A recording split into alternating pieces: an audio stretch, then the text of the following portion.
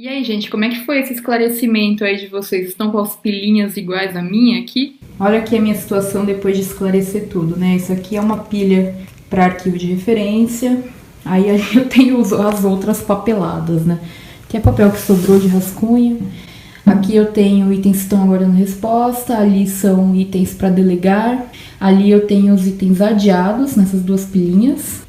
Aqui eu tenho os projetos e ali naquele cantinho eu tenho os incubados. Bom, você deve ter então uma pilha de cada uma das coisas que você esclareceu com o vídeo de ontem. Essas pilhas representam coisas que você tem que fazer, coisas que você vai delegar. Enfim, o que a gente vai fazer agora é aprender como organizar esses itens.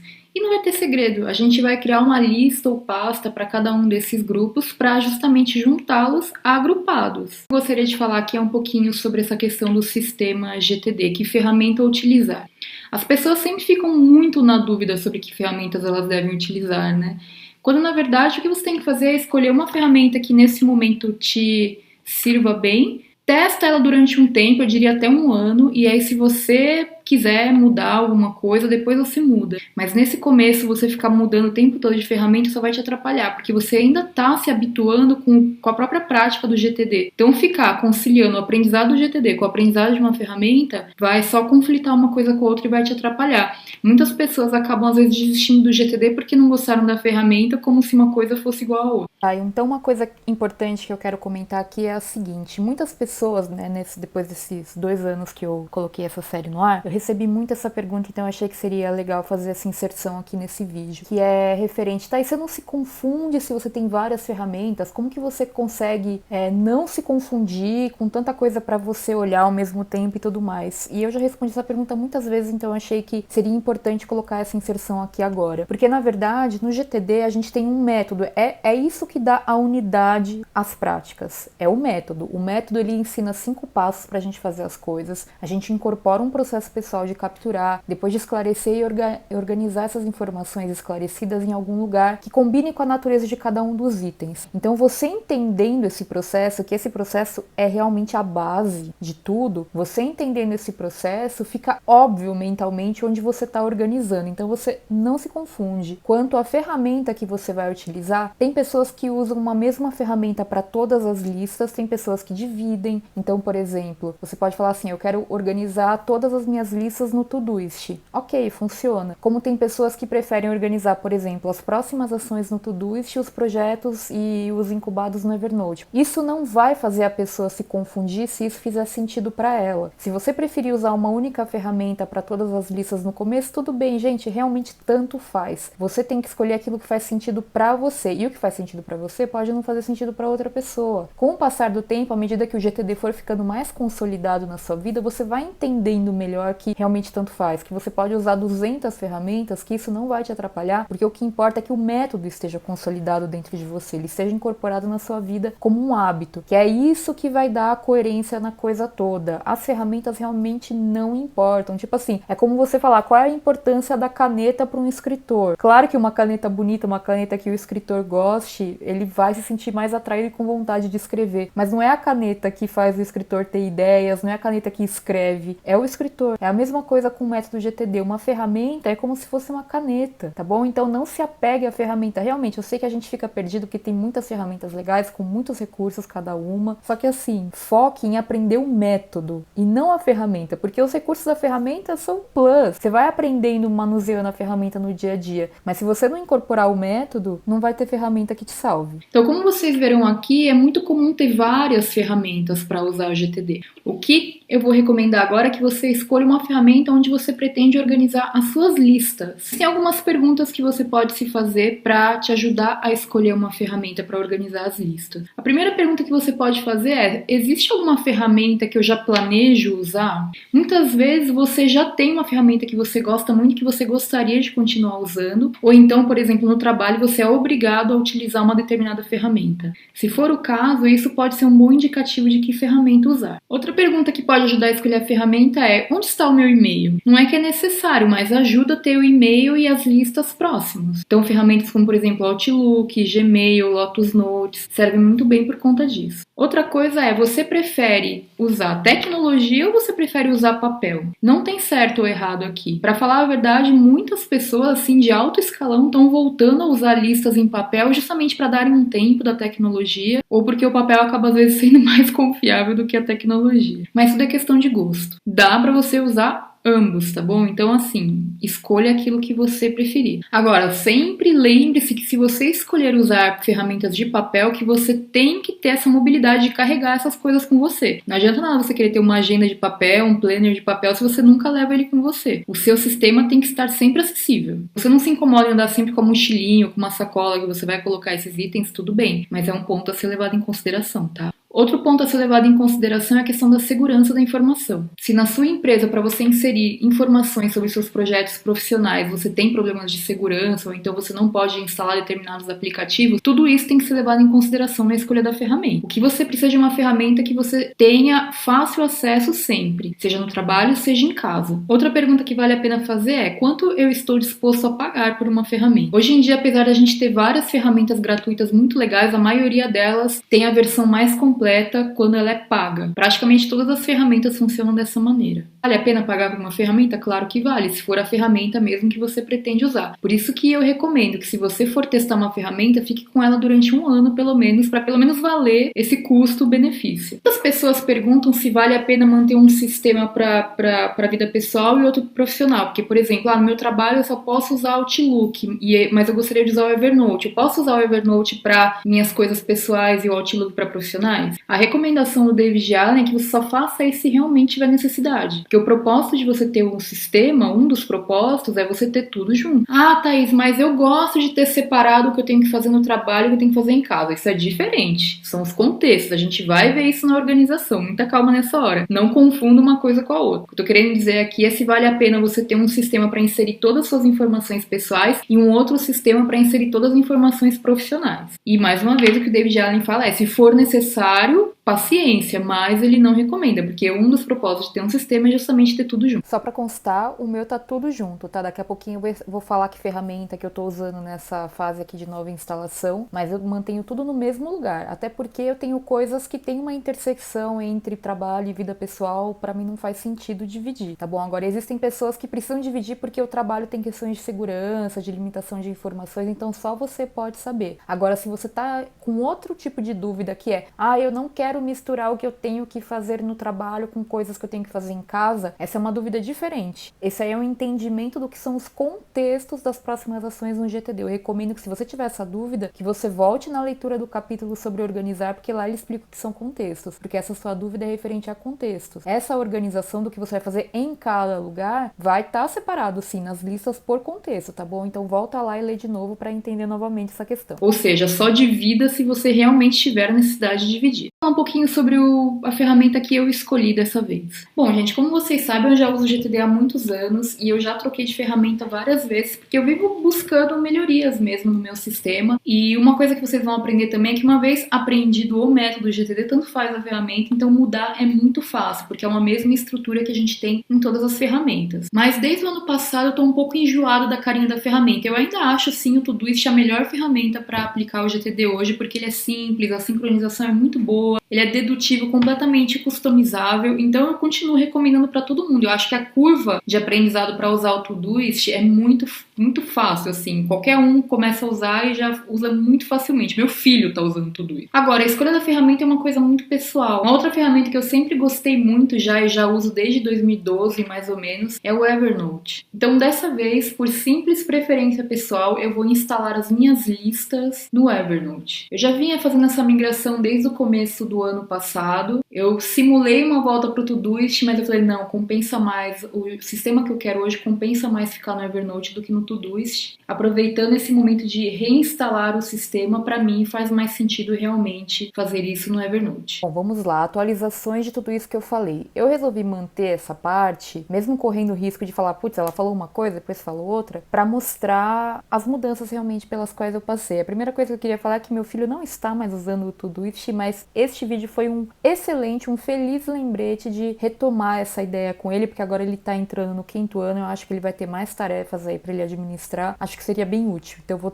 bater um papinho com ele em breve, qualquer coisa a gente faz um vídeo organizadinha, mostrando o GTD dele no Todoist, se vocês quiserem também, tá? Agora com relação às ferramentas, sim, eu continuo achando que o Todoist é a melhor ferramenta hoje de listas pra usar, tá bom, gente? Eu recomendo pros meus alunos, eu recomendo pra todo mundo. Este não é um caso do típico faça o que eu digo, não faça o que eu faço, porque eu já usei o Todoist durante muitos anos. E eu amo o Todoist, inclusive dessa vez aqui eu ensaiei voltar pro Todoist, achei que eu fosse voltar pra ele. Só que eu enjoei da cara do Todoist, gente. Isso não tem nada a ver com recursos da ferramenta, de achar que a ferramenta não me atende mais. E nem o Evernote também. Adoro o Evernote. Só que eu canso muito da cara das ferramentas. Eu sou uma pessoa essencialmente visual. Eu preciso mudar visualmente para conseguir me sentir criativa. Então isso não tem nada a ver com uma ferramenta ser melhor ou pior que a outra. Tem a ver com gosto pessoal. E é importante que a gente esteja afim de usar a ferramenta para a gente se sentir motivado a olhar para ela todos os dias. Para ver esse vídeo então da instalação, eu fiz a migração para o Evernote, foi ótimo, usei ao longo do ano, eu já tinha usado, antes do Todoist, já tinha usado o Evernote, então era uma ferramenta que eu estava muito familiarizada, e aí passou, foi um ano bom, assim, usando o Evernote, até que eu comecei a sentir necessidade de mudar a carinha da ferramenta de novo, o que é absolutamente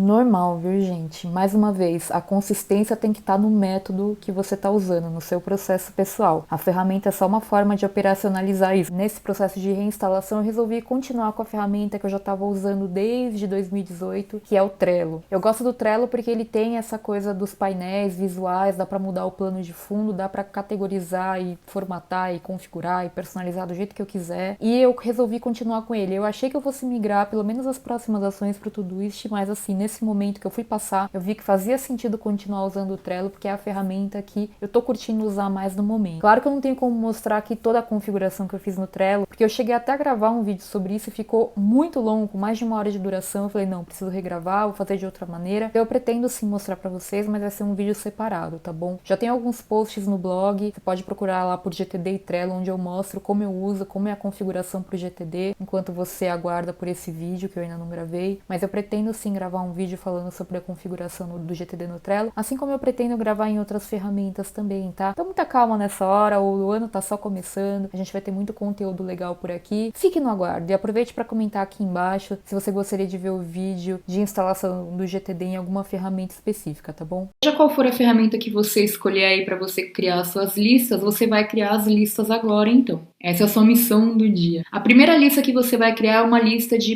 projetos. Então, seja qual for a ferramenta que você utilizar, crie uma pastinha, crie uma lista, tá bom? Chamada projetos, que é onde você vai inserir todos os seus projetos. Então, por exemplo, no meu caso, eu tenho uma pilha com um monte de projetos, certo?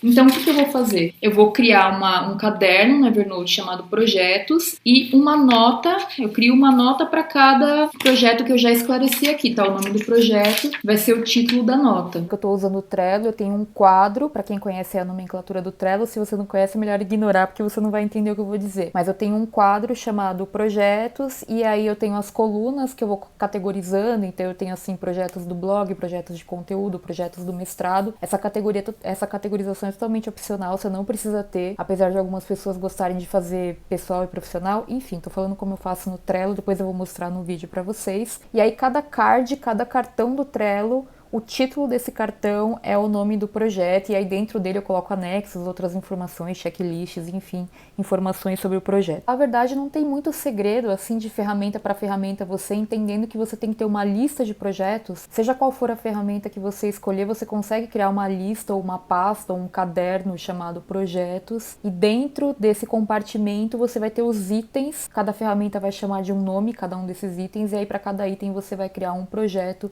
e o título desse item vai ser o projeto em questão. Por exemplo, se você tiver uma pasta no seu computador, uma pasta ali de arquivos mesmo, chamada projetos, dentro você vai colocar cada arquivo com o nome do projeto. É basicamente isso que a gente está querendo dizer aqui. Se você for criar, por exemplo, no Todoist, você cria ali uma pastinha chamada projetos, que o Todoist chama de projetos, mas assim, não confunda a semântica da ferramenta com a do GTD, tá? Cria uma pastinha chamada projetos e dentro você cria uma tarefa para cada título de projeto. Por enquanto, faça dessa forma, que é a forma mais simples. Em qualquer ferramenta, você pode simplesmente criar uma lista de projetos e inserir os itens dentro, um item por projeto. Depois, a ideia é que você crie listas para próximas ações. Se você tiver poucas próximas ações, pode criar uma única lista para próximas ações. O que seria pouco? Até 30. Passando de 30, o que o David Allen recomenda é que, em vez de você ter uma única lista de próximas ações, você tenha várias listas. Uma para cada contexto em que você precisa estar para realizar essas ações. Então, a ideia é que você tenha uma lista chamada casa, uma lista chamada escritório, uma lista chamada rua, uma lista chamada telefonemas, uma lista chamada computador, uma lista chamada qualquer lugar e principalmente uma lista chamada assuntos a tratar, porque pessoas também são contextos. Gente, vendo aqui isso aqui, eu gostaria só de relembrar uma coisa que eu falei lá no primeiro vídeo, que essa série aqui, ela não é um curso de GTD. É muito importante que você estude GTD de maneira autodidata ou que você tenha feito algum curso, enfim, para você entender os termos que estão sendo utilizados aqui. Se você estiver só assistindo essa série de instalação, você vai ficar com vários gaps aí de aprendizado, tá bom? O GTD ele é um método, tem um livro, tem conteúdo para ser implementado. Quando a gente está falando aqui de contextos, é essencial que você saiba o que são contextos para você saber qual é a orientação que eu tô dando aqui, explicando por que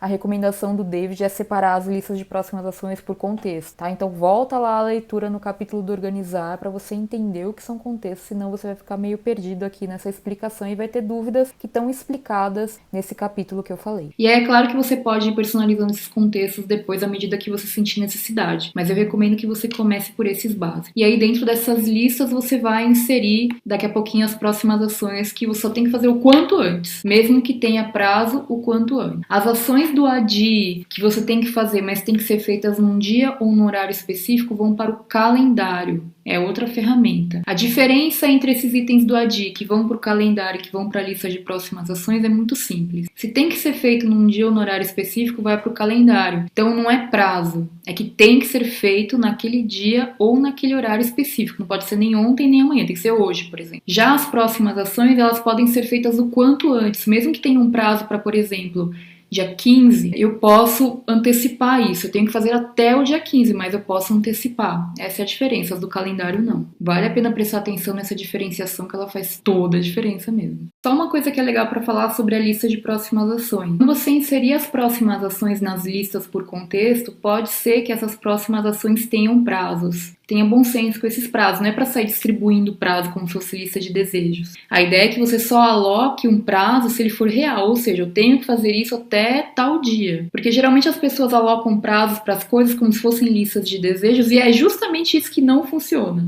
Porque a proposta que a gente está construindo com o GTD é de habituar você a olhar essas listas antes que os prazos estourem. Então a gente vai chegar lá, mas para isso você não pode se viciar colocando prazos onde não tem prazo. Qualquer ferramenta que gerencie listas e tarefas tem essa funcionalidade de inserir prazos nas tarefas. Então é basicamente assim que você faz. No papel, o que você pode fazer é colocar o nominho da próxima ação e na frente colocar o prazo. Bom, uma outra pasta ou lista que você vai criar é uma lista chamada Aguardando Resposta, onde você vai colocar todos os itens que você delegar para outras pessoas ou os itens que você está aguardando o retorno de alguém, mesmo que você não tenha delegado, mas você está aguardando o retorno. E aí a última lista que você vai criar aí na sua ferramenta é uma lista chamada Algum Dia Talvez, que é onde você vai colocar os itens incubados. Você pode querer criar outras listas depois com o tempo, e existem outras opções que eu vou falar um pouquinho aqui para vocês nos próximos vídeos, mas as básicas para lidar com isso que você acabou de esclarecer são essas. Bom, o que é muito importante, pausa o vídeo aqui então e insira todos os itens que você separou em pilhas aí, que você já esclareceu,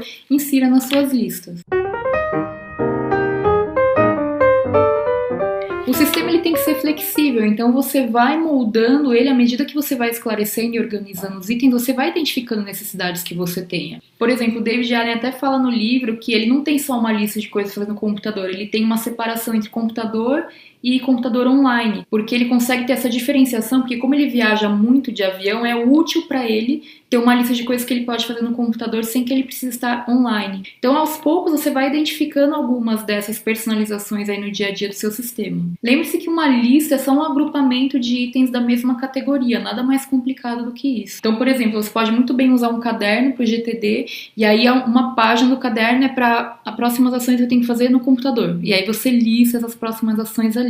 É só um agrupamento de coisas. Você pode fazer isso em qualquer ferramenta, em qualquer apetrecho aí que você você tenha, caderno, enfim. Agora, uma dica final aqui nesse vídeo: mantenha o seu calendário sagrado. No seu calendário só entra aquilo que você deve fazer em um dia ou em um horário específico. Ou seja, você deve olhar para o seu calendário e garantir que o que está ali é tudo que você realmente deve fazer naquele dia. É uma natureza completamente diferente das próximas ações que você pode fazer o quanto antes, mesmo que tenha um prazo. Então, o calendário ele vai ter tudo aquilo que você tem que fazer em um determinado dia ou horário, e aí nos intervalos do calendário você vai acessar as suas listas de próximas ações para trabalhar no que tem nelas, tá bom? Mas eu vou falar mais sobre essa estratégia de execução diária nos vídeos posteriores. Sua missão para hoje, então, é povoar essas listas, e aí nos próximos vídeos eu vou falar um pouquinho sobre outros itens de organização que complementam isso que a gente está vendo aqui. No próximo vídeo, então, a gente vai falar um pouquinho sobre a lista de projetos. Então, se você tiver dúvidas sobre isso, aguarde o próximo vídeo que com certeza elas serão sanadas, tá bom? Qualquer dúvida que você tiver sobre esse processo de organização e criação das listas, deixa um comentário aqui embaixo, que aí eu vou respondendo à medida que vocês vão postando, tá bem? Tchau, até o próximo vídeo.